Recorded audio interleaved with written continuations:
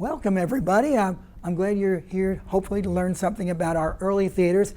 Part of a lot of them you probably never heard of before, and some of you will say, oh, I remember that, way a long time ago. Well, let me start by saying this. You know, we all have either know or most of us have gone to the present day theaters downtown.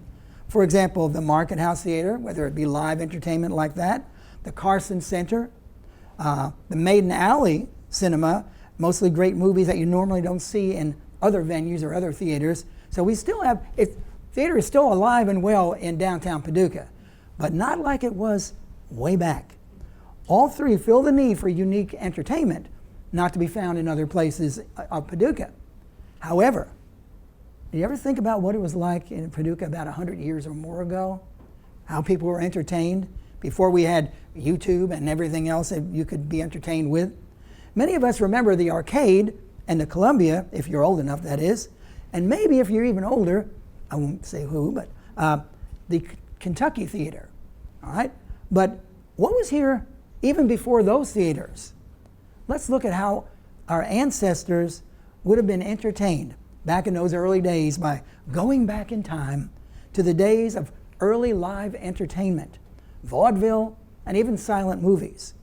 And by the way, as the little slides used to say on the movie show before you watched them, ladies, kindly remove your hats for a viewing pleasure for all. So we're going to start with St. Clair Hall. How many have ever heard of St. Clair Hall?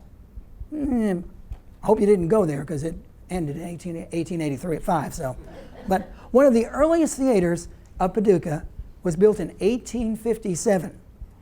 It was a 3-story brick building known as the St. Clair Hall, located on South 2nd Street.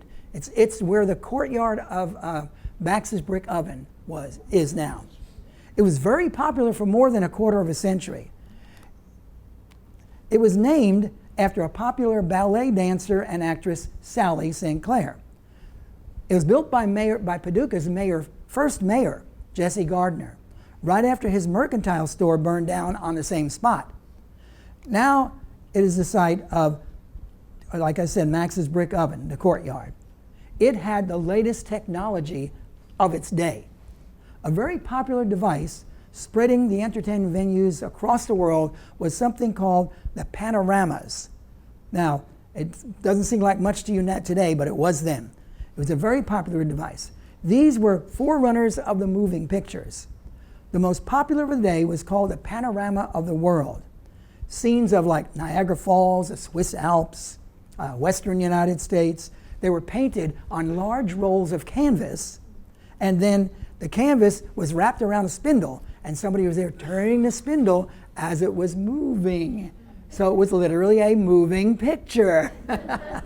Hey, that was pretty great technology in those days anyway. Also, they had the magic lantern slideshows projected to the amazement of the audiences. But it was the live entertainment that packed the house to this establishment.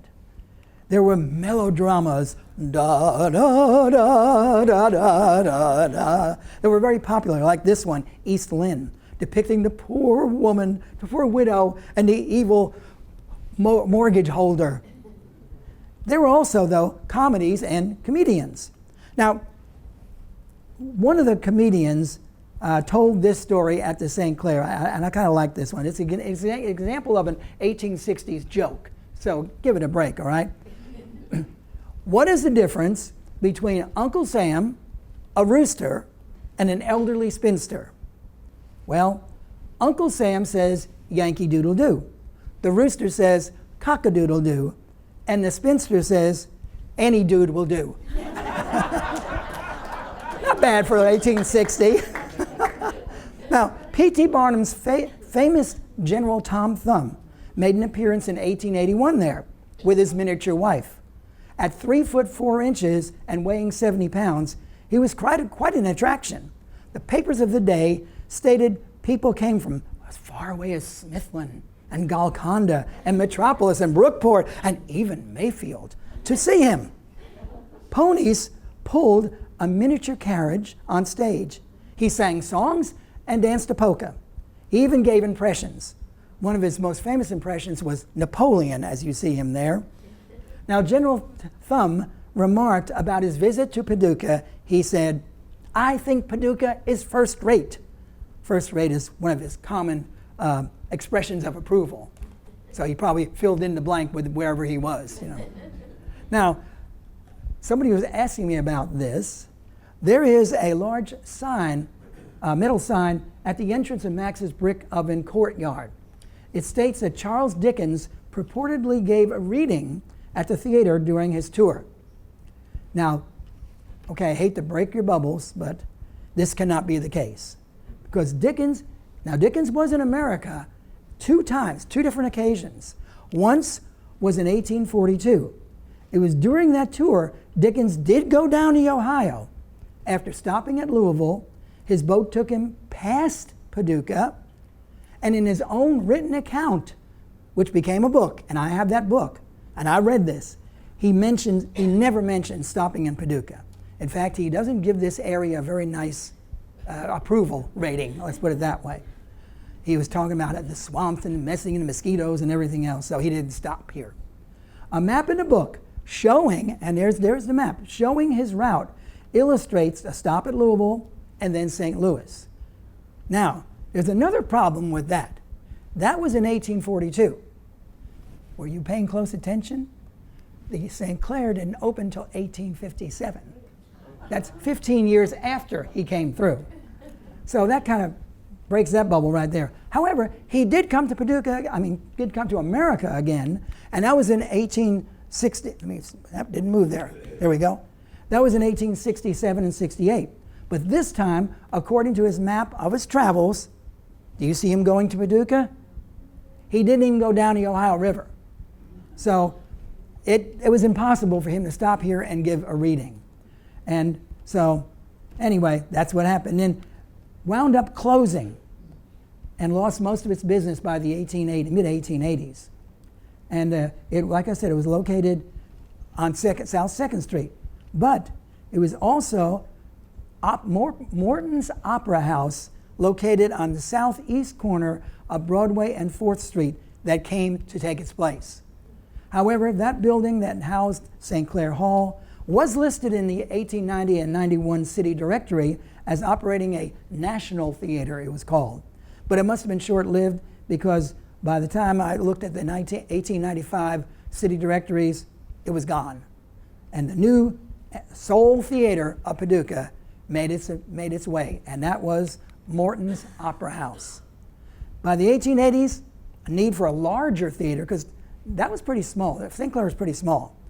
And a more broader scope of entertainment was obvious. And St. Clair Hall was not a very large venue. Charles Morton was a proprietor of a leading drugstore. Do you remember Paducah's drugstore? What was it called? The drugstore on 4th and Broadway. GNO? No. Paducah Dry Goods, yeah. That store. It was also a drugstore before that. Well, that's the location we're talking about, where now Regions Bank is, or was, because it's gone too now. It was located on the southeast corner of 4th and Broadway, and it was large enough to accommodate most business ventures, the store that is. Around 1885, Mr. Morton decided that another theater in Paducah, much larger, would be profitable. He named the theater, of course, after himself, Morton's Opera House. It was housed on the 2 upper floors of his 3-story building, with a stage on the 3rd floor. That's kind of unusual, on the Broadway side. The entrance to his drugstore and dry goods store was on Broadway. So to go into the theater, one would have to use the entrance on South 4th Street, about 100 feet from Broadway. And there we are. So there you can see about where that arrow is, where the entrance would have been at that time. Now, it had close to 1,200 seats. By comparison, the Carson Center has seats a little bit over 1,800. So that gives you an idea of the size of that theater, what was there. Now, this is the only known photograph of Morton's Opera House, and it's the inside the stage. A note on the back of it states that it was taken Sunday afternoon in May in 1886, and pictured a hunting scene with 150 children in the chorus. This is a view of the stage which was on the Broadway side of the theater. Notice the lighting coming in. That would be showing that it was taken in the afternoon because that's the west. It opened with Miss Patty Rosa heading the production. Miss Rosa was a well-known comedian, and she was accompanied by dozens of glamorous girls known as cigar band girls, as their portraits were pictured on the cigar bands of the day. So a man would get a cigar, take the cigar band off and probably save that, unless his wife caught it in his pocket or something. Anyway, in the 1880s, I tell you, 1890s, I mean, there were many shows that were geared for the gentlemen in mind. The Black Crook featured over 50 beautiful girls in a chorus.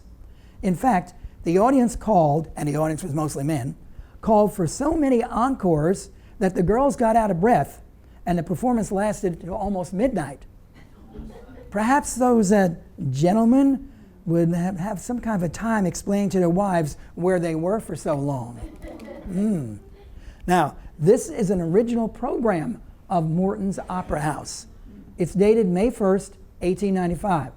The program that night featured the famous United States Marine Band. They would play a concert which included the famous William Tell Overture. They had their regulars at the theater. One story told by the manager of Morton's from 1890 to 1900, his name was Fletcher Terrell. I don't know if it was Terrell or Terrell, but anyway, does anybody know how it's pronounced? It's a very famous family from Paducah at that time. It seemed that the theater would have some, as he put it, well-plastered patrons who had reserved seats down in the front of the theater. Well, often before the curtain rose, they would be found sleeping. The ushers knew them personally, so rather than awaken them from their comfortable seats, at the end of the performance, they would lock up the building and let them sleep on. One slept from Saturday night through Sunday into Monday morning. He must have been well plastered, as they said. In 1894, a near disaster took place. A chandelier with more than 6 foot spread came crashing down 39 feet into the middle of the theater. Fortunately, the theater had been closed for the night. And maybe some of those well-plastered guys weren't there either, I don't know. So nobody was hurt. Other shows that played at the Morton included the famous actor of his day, James O'Neill. He was considered very handsome, and so the ladies flocked for his performance on The Count of Monte Cristo. One show that amazed the audience was called Fast Mail. The audience gasped when a train rolled across on a platform, came to a halt, bandits and passengers unloaded, and shooting began. It was so realistic, much of the spectators in the front rows ducked.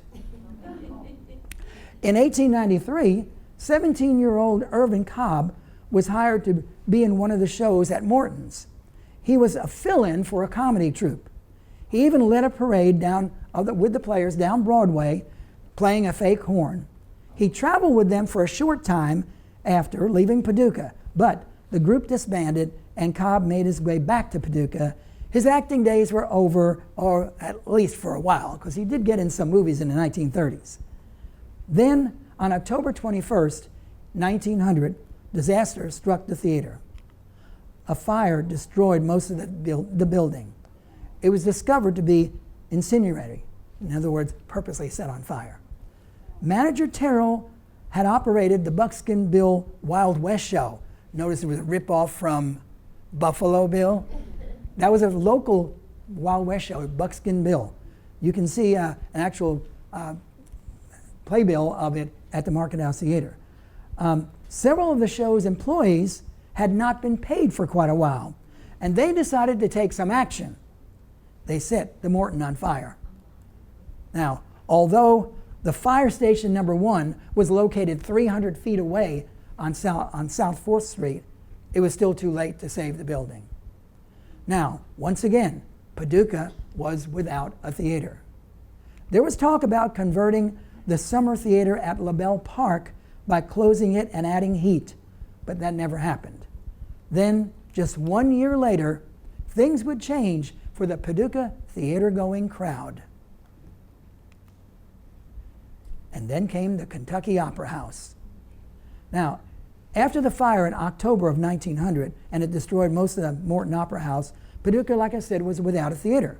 For years, Joseph Friedman and his brother-in-law John Cuyler, owners and officers of the Palmer House and one of the largest whiskey distribution houses in Paducah, had plans for a theater. But after the fire destroyed the Morton Opera House, their plans and visions accelerated. The time was right. The public was demanding for another theater. So, in early 1901, the construction of the new theater called the Kentucky started. Now you notice on this map here, which is a Sanborn Insurance map, you can see at this end of it the Palmer Hotel. They own the Palmer Hotel. So right behind the Palmer Hotel, where now there's a parking lot for Four Rivers, that's where the Kentucky Theater was built. Notice the long corridor going into it. By September, this is from October the burning to the next September, the much anticipated theater was ready to open, just 11 months after the Opera House fire. It was named the Kentucky Theater, and it was modeled after the Illinois Theater in Illinois, as you see, in Chicago rather. The new Opera House opened its doors for the first time with a great grand benefit performance on September 24th, 1901, amid great excitement. The building, which was located right next to the Palmer House on North 5th, cost $60,000. Now, 1901, that's a pretty penny, or an unpretty penny, whatever you want to put it. And at that time, and for many years after, it was the largest theater in the state. In the state. It had a long foyer from the street to the theater, and it contained, get this, 1,400 seats. They even perfumed the theater, as an ad on the right states. If you like the smell, you could purchase it at McPherson's. The stage was 35 feet high, and the curtain opening was 68 feet wide. On either side of the proscenium were busts of Shakespeare and Mozart to represent drama and music. Now, I had to fake that one. I had to add a little thing on that because we didn't actually have an inside of it. There were 67 electrical circuits and over 1,000 lights. Now remember, this is 1901. The lighting system, get this ladies, was designed by the only lady electrician in the world, and she designed it. For comfort, it had steam heaters as well as over 30 electrical buzz fans. There was a gentleman's smoking room, as you can see here, as well as a ladies' reception room. They always were separate but equal, in a way, because even on the Palmer House, there was a ladies' entrance and a gentleman's entrance to it. The ladies would have a sitting room, the gentlemen would have a smoking room. Yes, all the ushers wore tuxedos. Opening night featured a play called The Burgomaster, starring a famous comedian of his day, Joe Cawthorn. The year after it opened, the Kentucky had a very unusual occurrence happen there. In 1902, there was a stage wedding that took place. And when I mean stage wedding, I mean it was a wedding on the stage, a real wedding. With a very large crowd to witness the nuptials, the play of the evening was The Hunchback of Notre Dame. Couldn't be anything better than their wedding, right? After the first act, the curtain raised showing the scene of the cathedral. There's a perfect backdrop for a wedding. As the orchestra played the wedding march, the bride and groom entered from stage left, followed by their attendants and friends. The acting troupe followed next in full costume. The hunchback served as the master of ceremonies. And soon as the couple was married, the curtain went down, the couple were ushered back to their box seat, and the play resumed. Wouldn't that be something? The first movie ever to be shown in Paducah was not at the Kentucky.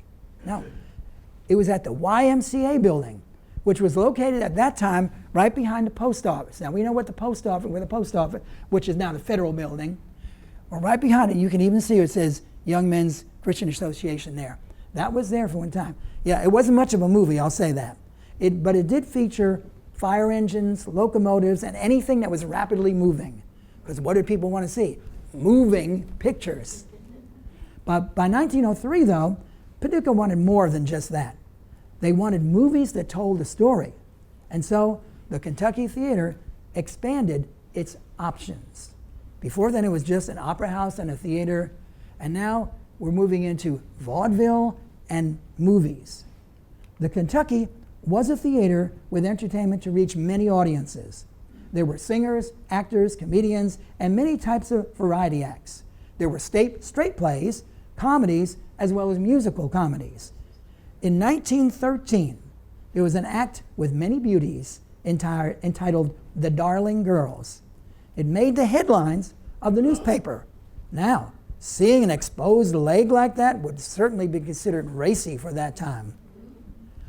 The big stars of the day that came to the Kentucky Theater, now you probably never heard of most of them, but anyway, big stars were Lillian Russell, Lionel Barrymore in his younger days, the silent movie star William S. Hart, William Gillette, who played a lot of Shakespearean roles, he played there, and the famed vaudeville comedian Eddie Foy, whose son, Eddie Foy Jr., also did a lot of comic things and was in movies.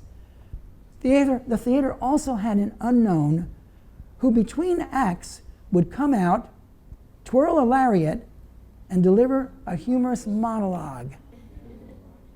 You recognize him? Will Rogers, in his very younger days. Right there, down on 5th Street. In the early 1920s, the Kentucky changed its name. It became the Orpheum Theater. It went from the legitimate field of entertainment to solely motion pictures and vaudeville acts. In fact, the word Orpheum itself meant any theater showing movies and live vaudeville. So you have a lot of theaters around the country that are called the Orpheum. Not the Orphans, the Orpheum. But in September of 1923, it became part of the Columbia Amusement Company, along with the Cozy and Arcade Theaters, and we'll get to them. In September of 1929, the theater temporarily closed for redecorating and for the installment of talking picture equipment. In November, the first talking picture for the Orpheum opened, and look what it was, the Marx Brothers in the Coconuts. And that, by the way, was the Marx Brothers' first movie as well. And it was not silent anymore. But by 1940, the Orpheum had closed. It was used occasionally during the war for patriotic rallies and war bond rallies and even Sunday school classes. 1943, it was remodeled, the name was changed back to the Kentucky, and it reopened as a movie house by the end of the war. This 1952 photo shows a long line of patrons waiting to see the movie called The Outlaw with Jane Russell. Do you ever hear of Jane Russell? Well, and as you can see, it curves around the Palmer Hotel. Of course, Jane Russell had the curves too. And the men and boys hoped to tussle with Russell. Then, in July of 1958, the theater ceased showing movies. Here is the only photo of the theater that I have found advertising its last picture, The Perfect Furlough. Now, it was the last show was the Charity League Follies in April of 1959. Then, in 1960, it had an appointment with the Wrecking Ball. As you can, let me get to that. There's the present site of it, by the way. Whoops, I want to keep with that, okay. Appointment with the Wrecking Ball. And so it cleared off the old theater, and then they built what came in the Palmer House place, J.C. Penney's. And where the restaurant was the parking lot for J.C. Penney's. So now it's just another memory. So we talked about St. Clair, about Morton's, about the Kentucky Theater, Orpheum. And now I love the name of this theater. We've talked about these big theaters, 1,400 seats and all like that. Well, the next one is called the Cozy. And by the name of it, you can probably figure out it wasn't very big. But I also have the Cozy, Little, Rialto. Same theater, just different. They changed names like the Orpheum and Kentucky did. So besides the larger theaters with 1,000 seats or more, Paducah had its smaller theaters. One theater on Broadway was small with its name as well, 4 letters, as well as it came with a string of names throughout its years of service. First opened in 1907, the Cozy Theater was just that, cozy, with 466 seats. It was half the seating or less than the others, and it was quite cozy. The ad from 1907 states that all shows were how much? 5 cents. And that parents need not hesitate on sending their children unattended, as the manager will give them his personal attention. I can imagine his personal attention. Be quiet. At the time it opened, it was the only theater in town. The only other theater in town was the Kentucky. Its price was a steady 5 cents. Note the sign that states that it was strictly, if you can read it, for moral entertainment.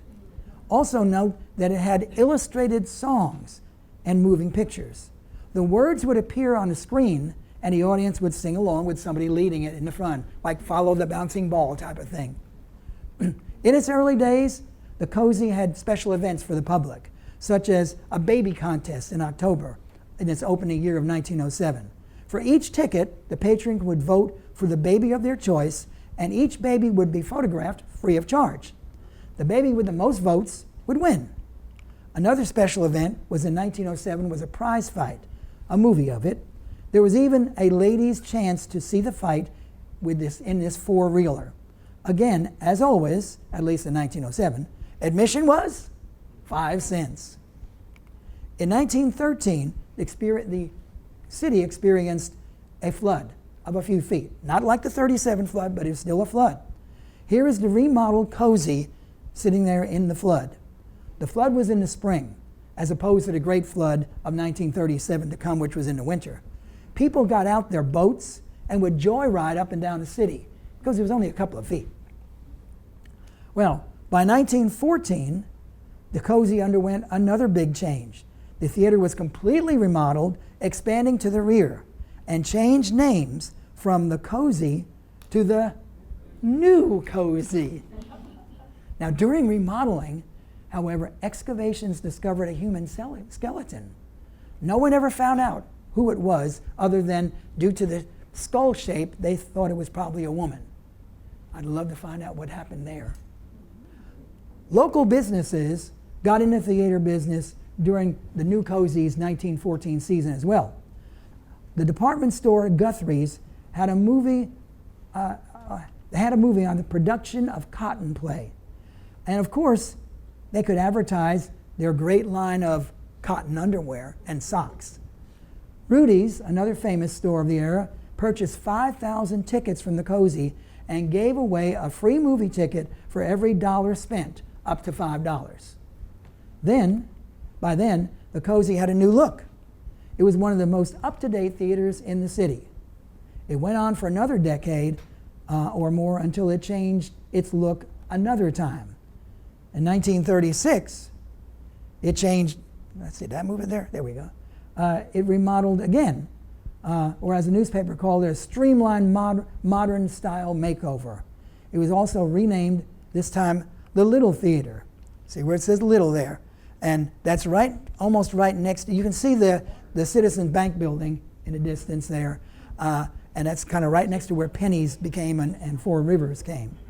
So then once more, 3 years later, the theater would undergo yet another change in name. In 1939, well, there's the Little Theater, I forgot that. That's the Little Theater inside. In 1939, the theater went back to showing just movies and became the Rialto. I don't know if anybody remembers the Rialto. I don't know when that closed, but it was there a while. Oh, I see now. In 1954, the old theater, as was the case of old theaters eventually, closed its doors for the last time, so 1954. It was the October of 1954, and the last movie was The Enchanted Cottage. Now, there's a picture of the location of where it is today. Now, theaters located on that site had had a long run from 1907 to 1954. And although not a movie theater anymore, the site is still a part of the Broadway scene, no matter what it's used for. And you can see it's used for two different purposes there. Now that's the Little, and the New Little, and the Rialto, and all the other names it had. Now we had another one called the Crystal, but it was also called the Star. You see a pattern here? They keep on changing names. I guess they figure they can drum up more business. The Crystal Theater opened at 426 Broadway in early 1908.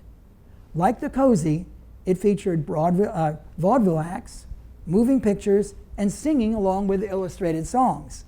Some of the acts included comedians with quick change artists, and the slogan of the theater was, as you can see, a playhouse worthwhile. Within a few months of opening, a drama took place which was not meant for the stage. Just like the wedding had taken place, well, an older brother found out that his 16-year-old sister was planning on marrying the Crystal's piano player at the close of the first performance. Well, as she waited patiently for the time, in comes her brother, and he was not happy about it. He threatened her and commanded her to follow him outside. Once outside, he put her in a cab and sent her home. Meanwhile, the shocked 22-year-old piano player was consoled by a vaudeville player, and this vaudeville player sang these two songs, quite appropriate. One was called Waiting at the Church, and the other one was called Can't Get Away to Marry You Today. The Crystal was doomed to only last about 6 months. But all was tried to keep the audiences coming. An ad from January 1908 advertises that, as you can see up there, gent wishes lady partner for stage to go on the road. Must be a fair singer and talker. Inquire at the Crystal Theater.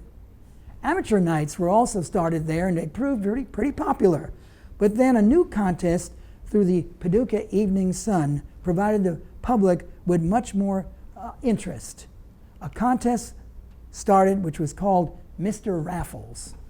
Now, let me see, here we are. This is an actual ad from the newspaper of the day, and it has a $25 reward if you can find Mr. Raffles. Now, here's how it went. You see, and it was very popular, by the way. The contest went this way. If you spotted Mr. Raffles and followed the rules to the letter, you could get $100 or more. Some of them are 25, some are bigger. He went all over town to different businesses. Now, he was hard to find. You'd have to think about that, because otherwise everybody would get $100. After all, he was known as the mysterious Mr. Raffles. His appearance and hours would be advertised in the daily paper. So flocks of people would head for those businesses trying to capture him, along with the Star Theater, as you can see here. You might even catch him at the Crystal, which was the Star also. To receive the money, not only would you need to capture him, but you must follow the rules. So when captured, you must say these exact words. You couldn't change it around. You would say, "You are the mysterious Mr. Raffles of the Daily Sun." Then you'd have to take him down to the Sun with a copy of the daily paper, the local paper, the up-to-date paper, and then you could claim your reward. So you see, there was a lot of catches with that one. As I said, the Crystal closed only about after 6 months and then reopened with a new name, the Star. Unfortunately, there are no pictures of this theater, but it would also create contests for its patrons. Now, the theater closed in 1916 for remodeling, opening a short time later called the New Star Theater. And the New Star Theater stayed on for another 8 years. But in January of 1923, it closed, only to reopen in May of 1924 for the last just a couple of more months.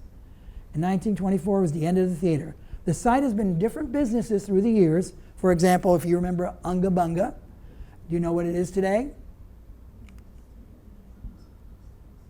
The Silent Brigade. And that's even closing, I understand. But that's where the location was of this theater. Not that building, but it was located there anyway. Okay, so now we've seen all of those. Now we'll get to one that's probably a lot more of you are familiar with, and that is the arcade. The arcade theater began with the destruction of the old Loeb home on the corner of South 5th and Broadway in 1911. Did you realize that it was that old? 1911. The house, once owned by the Loeb family, had been also called the Broadway Inn at one point, and when the arcade was ready to be built. Then in May of 1911, the buildings on the lot were raised and construction of the arcade began. The old brick house, the stable, the outbuildings were all torn down, and as you can see by this map, there's the outline on this side, what it looked like, the outline of the house and the buildings that were there. They were all torn down, and about 150,000 bricks were used to construct the arcade. So the arcade is actually made of the bricks of the Loeb home and its stable and other things from that. It was to have an arcade of 10 stores, hence its name, a vaudeville house, and a roof garden. Then on November 6th, 1911, at 2:15 p.m., the arcade, which seated 960, opened with a musical comedy called Brown's in Town. It was advertised as high-class vaudeville. And on opening night, there was a crowd of 500. Well, it was built for comfort and safety first. There were 8 exits. The manager was quoted as saying, "How can a fire start when the floors are concrete and the scenery and curtains are fireproof?" So everybody felt quite safe. Now the theater would face 5th Street, South 5th Street. Now you might not think of it in this day, but if you look at South 5th Street and you see the rest of what used to be the arcade, you can see the outline of some 2 arches which were the exits of the theater. Because if you look at here, this plan, and this is the early plan in 1911, you can see where Broadway is. That's the entrance where the arcade was with all the theater. And then see the exit down on the bottom there by South 5th there, and the alleyway. Those were just strictly for exits. So that was really something. Anyway, it was the first theater in Paducah built with showing motion pictures in mind, but also having them play in between vaudeville acts. The interior included opera chairs as well as a large suction draft fans to cool it. The stage was 24 feet wide and 16 feet high. I've been in that theater the last couple of months. It's still there, but it's in pretty bad shape. The stage is still there. You can see some of the old ornate painting and things on it. Some of the early shows included a 1911 acrobatic act, and in 1915, Juggernaut, a railway adventure with Broadway stars. Now, the story of Paducah's theaters would not be, for a large part, complete if it weren't for the Cuyler family. Now, John W. Cuyler, as you can see him on the left there, owned many buildings in Paducah in the early 1900s, including the Columbia Building. Yes, there was a building called the Columbia Building. He leased out the Arcade Theater, which was already in operation by him, and he operated the Kentucky Theater. So he just about had a monopoly there. And so anyway, he did all of that, and that was also known as Kentucky Opera, you know. Well, his son Leo was on a business trip for the family. Oh, wait a minute, let me get back to Leo there. Here we are. And for the liquor distributing business. He heard from a customer about how profitable the moving picture business was. That night, Leo called his dad, John, and told him not to lease out the Arcade Theater until he returned. The previous owner of the arcade had gone broke. So Leo came back, opened it up for a short time when there were just 2 other theaters in Paducah, the Kentucky Theater and the Cozy Theater. He persuaded the owners of those theaters to join him to form the Columbia Amusement Company in 1923. And that's part of that lease over there, that bond over there, with Cuyler as the general manager. He leased it from his dad, Leo leased it from his dad, and the old Kentucky Opera next to the Palmer House was then renamed the Orpheum, like we said earlier. Well, by 1929, the arcade closed for 2 weeks with workers working day and night to install, guess what? Talking movie equipment. And August 4th, 1929, the arcade opened with its first talkie called The Fall of Eve. The Columbia Theater had already had talkies by that time for over a year when the arcade started, but it was still a momentous occasion just the same. Now, during the hot summers, and this is amazing, the arcade would utilize their rooftop garden venue on top of the building and show movies and shows outside there for cooler night performances. Then, in 1937, the infamous flood of Paducah closed the theaters. Here's a picture from the inside of the arcade after the seats had been removed because they were damaged by the flood. Some scenes of the arcade through the years, like this one in 1929, just 2 years after the Columbia opened. With all those lights, it looks like the Great White Way of Paducah. And also 1939, long lines of people. Look at them all the way around the block there. Long lines of people waiting to get in to see the serial called Chip of the Flying U. Well-known movie, wasn't it? Yeah. I'm sure they wanted to see what Chip's latest adventures would be, what he gotten in for the week. Then a 1946 picture shows the arcade playing, is that the one? There it is, Rio Grande Raiders. With this one taken in 1949, which shows the long lines of people that they would endure waiting to see a show. Well, the Columbia continued to flourish even through the 1970s. Then Kentucky Oaks Mall, the theater out there, 1982, it opened up. Much of the business downtown had already gone to the mall area, including the theater business. The Cuyler family tried to adjust to the best they could and by 1986, the arcade balcony was converted into a second screen. Eventually, the arcade succumbed to the changing times and fickles of the public. Then they reopened in April of 1987, leased out to a Louisville company, only to close permanently 3 months later. The era of downtown movie theaters had come to an end. Now, you might have heard of some of these theaters, but I like to call these the lesser known. They're like flashes in the pan. There was many other theaters in Paducah, lesser known, long forgotten. For example, the Lyceum, which operated in 1910, never mentioned in the city directory or newspapers before or after, except for this one little ad I found. And it said it was a theater for colored people only, as it was advertised.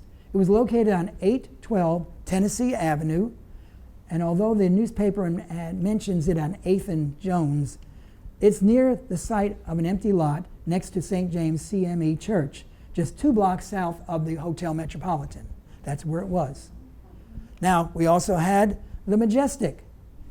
It was only listed in the city directories and newspapers for 1 year, in 1916. It was located at 523 Broadway, now the site of, at that time it was called Micro, it may have changed again, next to the old Guthrie building. The Princess Theater at 1533 Broadway was mentioned in a 1912 city directory, but never mentioned in the newspapers, which means it didn't last very long, or had no funds for advertising. It is now the site of a parking lot west of, when I put this, it was west of the old Catterjohn building. Now I'll put west of the empty lot where the old Catterjohn building was. Another short-lived theater, the New Crown Garden Theater, had a run so short it was never mentioned in the 1914 city directory, but it was located at 507 South 7th Street. The site now is an empty lot across from the McCracken County Jail, just 1 block from the courthouse. Another theater, the Bijou Theater. It was located at 516 Broadway, just west of the Columbia Theater. According to the city, and you can see the edge of the Columbia Theater on that modern picture. So that place where, I believe that St. Francis has all that section right there. According to city directories and ads, it was present from its opening in 1907 until 1916, and then no more trace could be found of it. There was the Loop Theater, quite short-lived, opened in 1928 and was gone before the end of the year. It was located at 213 South 3rd Street, which is now the location of the east side of the municipal parking lot on Kentucky Avenue, between South 3rd and South 4th. So you can see there's nothing but a parking lot there now. We also had the Gem Theater. It seemed to be a little better advertised in the papers than the others were. It opened in 1910. In 1912, they ran a contest where you could be a star in a movie. Each 5-cent admission price gave you a vote. And if you subscribed to the News Democrat, you could have 10 votes to use. The young lady or man receiving the highest number of votes would be schooled and assigned a leading part in what they called a photoplay produced by a Memphis company. It would be a real, get it, real, thrilling drama with plenty of action. I don't know if that ever happened or not, but that's what they advertised. The Gem had some pretty thrilling shows. Then in October of 1910, it opened in 1910, but by 1916 or so, it couldn't be found in newspapers anymore, which meant it fell by the wayside as well. It was located at 407 Broadway, now the site of the Paducah Antique Mall. Now, although these theaters did not last long, they all served their purpose of giving theatergoers much of the variety to choose in the ever-increasing thirst of the public for entertainment in the early 1900s. And so, one by one, they disappeared. There they go. Goodbye.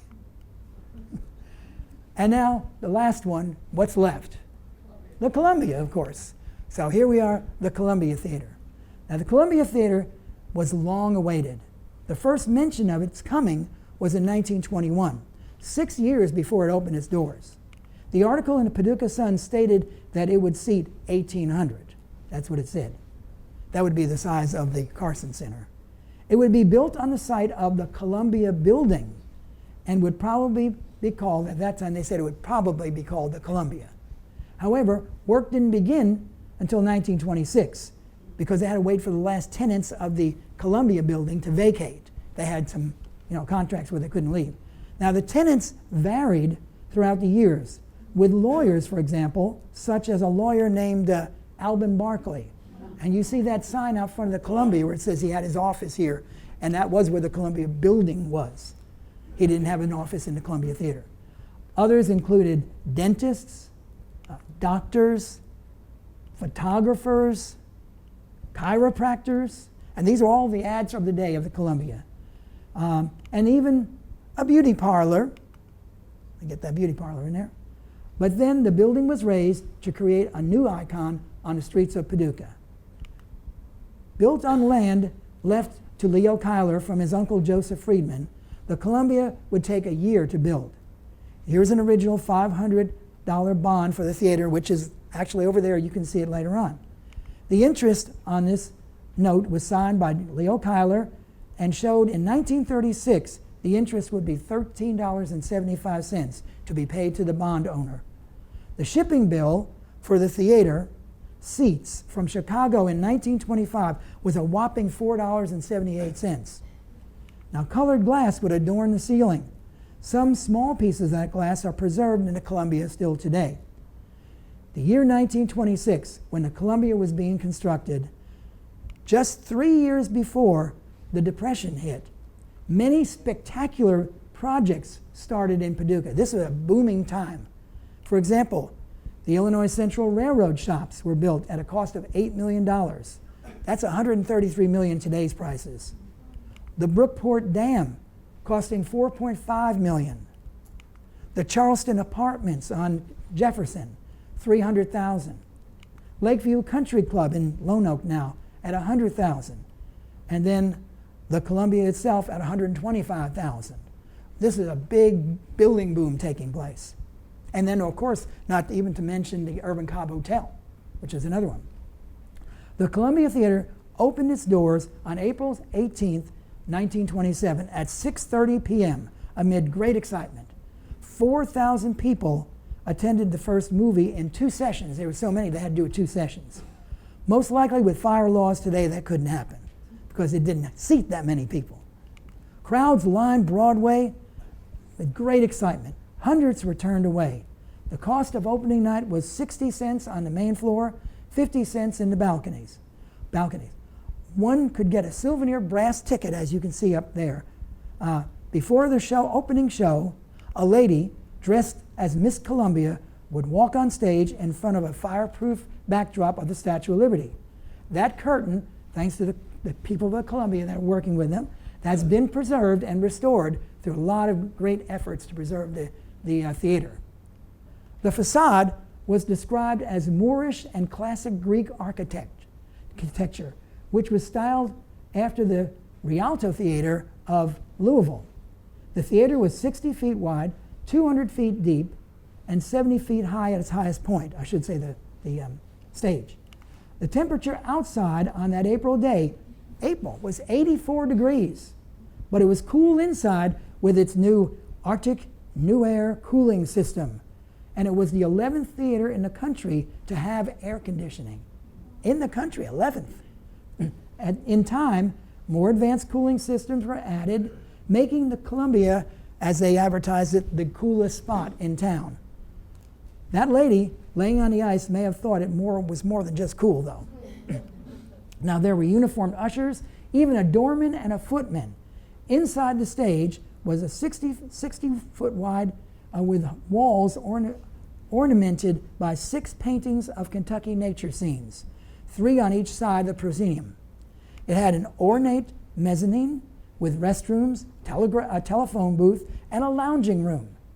And the one on the top left, that's what it looks like today. Took that a little while ago. The organ, it was raised and lowered by remote control. The movie featured that opening day, and somebody here already knows what it was It, starring the sex symbol of the day, Clara Bow. And she was always known as the It Girl because the movie was It. She was quite the vamp of her day, and the grand opening, if that wasn't enough to lure you, she was. She even sent a note to the theater. And she said in the theater, she said in her note, she said this, I have come to know about the Columbia Theater and its opening. I hope the theater has it. The next time I'm out east, perhaps I can see it, using a pun about her movie. Then sound was added to the movies and the world, and it changed everything. The Columbia, using a new system known as Vitaphone, used a record disc with a projector. It was only the 8th theater in the country to have the capability of sound, and the 20th in the world with sound. So they were right up to date. In April 1928, the jazz singer with its first talking and synchronized dialogue came. Al Jolson changed movie history. Now, at this point, let me get to Al Jolson here. I want you to listen if this works. We'll find out, Brian. First set movie.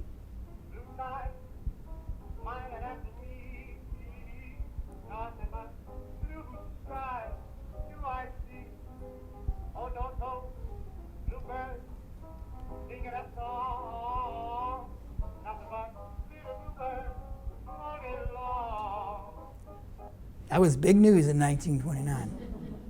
The movies, however, started with partial sound. As in the sensation, the jazz singer, the Columbia started showing movies with 40% sound, and then pretty soon 50% sound. And with the opening of the world's first all-talkie was 100% sound, and it was called The Lights of New York. Tenderloin was another one. That was the first all-talkie shown in the Columbia in May of 1928, Tenderloin. Quite a sensation. The Columbia was a mainstay of theater goers for many, many years. Here's some shots of the theater from 1927 on, so you can see how it changed through the years here. Now, I have like 4 minutes, so I can move along here. In August of 1952, there was some adjustments made. This is what the theater looked like before the 1952 adjustment or remodeling. It would change what's called the scorist style on the interior, which included adding elaborate scroll work above and around the sides of the stage. The orchestra pit was eliminated and a circular staircase added. There were some interior pictures from the 1950s. As you can see, the Columbia there, and a couple other things here. In June of 1958, and they even had, before they had a place to buy food, you had to go get it from across the street on a truck. And then they decided to sell it right there. Then in June of 1958, Leo Cuyler died. And to honor him, the theaters were all darkened. The theater went on to the 1970s, 1980s, trying to keep on with the changing styles, but at the demands of the public. However, in 1986, Kentucky Oaks 10 Screen Theater changed, and that was the end of it. The Cuylers tried very hard, but it just couldn't be done. And so, once again, people are flocking down to downtown Paducah, though. Not to those theaters anymore, but to the Market House Theater for live entertainment, Maiden Alley Theater with the movies they show, and the Carson Center. Wonderful new venues from the experience you just saw. I think I made it, Brian. So I finished on time. I cut a little thing short, but I made it. Okay. So that is the end of the program, and I hope you enjoyed it and that maybe you learned something.